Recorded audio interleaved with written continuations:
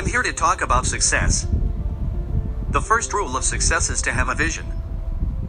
You see, if you don't have a vision of where you go, and if you don't have a goal where you go, you drift around and you never end up anywhere. I mean, as you know, I was born in 1947 in Austria, after the Second World War.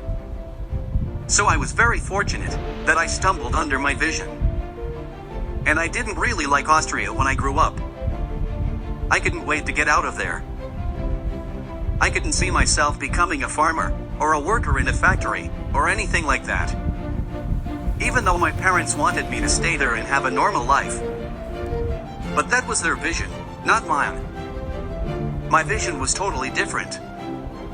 I felt that I was born for something special, for something unique, for something big. Then one day I went to school. I remember was 11 years old, and they showed a documentary about America. There they showed this documentary, the huge skyscrapers, the high-rises, the huge bridges, the 6-lane freeways, and all of this stuff, and this emissive, that's where I want to be. I don't want to be around here with these little farmhouses and these little buildings. I want to be in America. One day after school I walked by a store in Graz. So I went inside and I looked around, and then I saw a magazine. There's a bodybuilding magazine that had Reg Park on the cover. Reg Park was then a 3-time Mr. Universe, and I saw him on the big screen as Hercules. I read that and I said to myself, wow, this is the blueprint for my life. This is exactly what I want to do. I want to become a bodybuilding champion just like Reg Park. I want to get into movies just like Reg Park. And I want to make millions of dollars and be rich and famous. Just like Reg Park. Do you know how great it felt that I knew where I was going? Imagine the majority of people don't know where they're going. I knew where I was going, that I'm going to become this bodybuilding champion just like him, so it was just a question of how do you do it. I was so relieved, because when you have a goal, when you have a vision, everything becomes easy. So people always ask me, when they saw me in the gym in the pumping iron days, they say, why is it that you're working out so hard? 5 hours a day, 6 hours a day, and you have always a smile on your face. And I told people all the time, I said, because to me, I'm shooting for gold.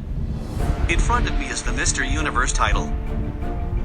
So every rep that I do gets me closer to accomplishing the core to make this core, this vision turn into reality.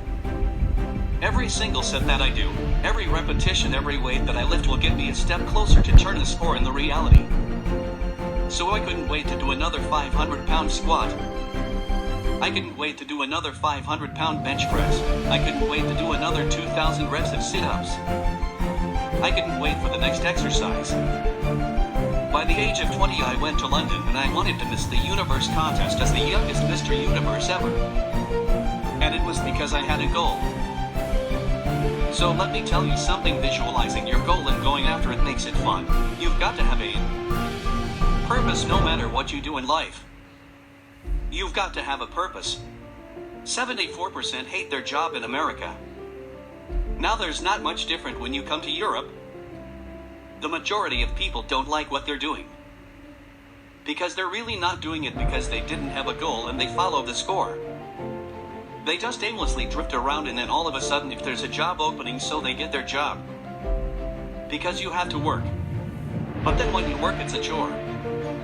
It's work, it's not fun. So if you think about only a quarter of the people really enjoying what they're doing in life, that is unbelievable if you think about it. So I felt so blessed that I knew what I was doing. It's like a medical student that studies and knows he wants to become a doctor, you know where to go.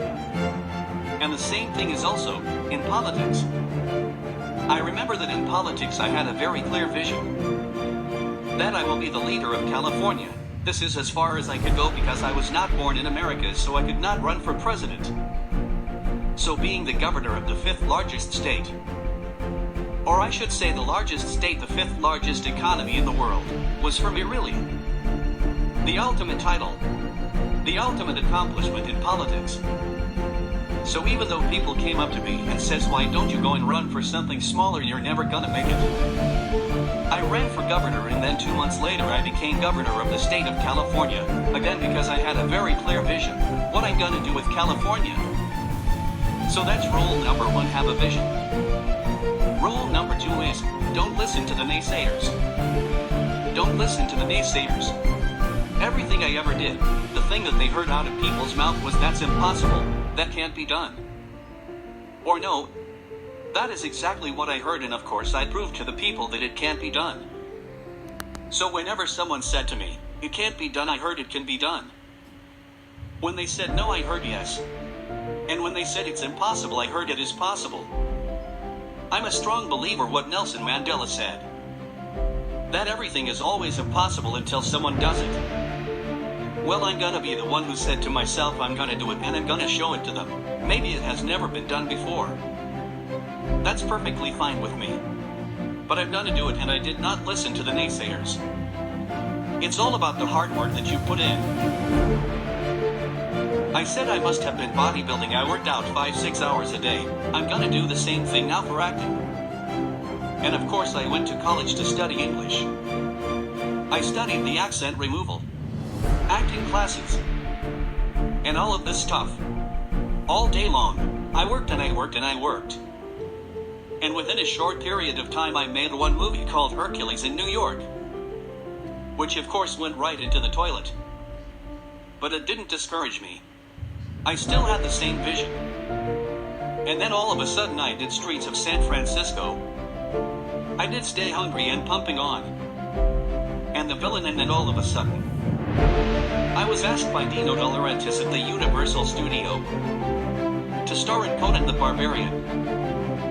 And after I did Conan the Barbarian, the director at the press conference said to the press, the director was John Milius. He said to the press, if we wouldn't have had Arnold, we would have had to build one. So think about that. The very body that they said can never be sold because the time is wrong. A few years later I'm doing Conan the Barbarian, and it was the #1 hit at the box office when it came out in the summer of '82. Think about that, and the director says if we wouldn't have had his body, we would have had to build one. So all of a sudden, my body became an asset, not a liability. And the same thing was with Terminator. After we were finished filming Terminator, Jim Cameron said to the press, if Arnold wouldn't have had that accent and talk like a machine, I think the movie wouldn't have worked. So think about that. The body and the accent that they attacked was an asset. But I didn't listen to those losers.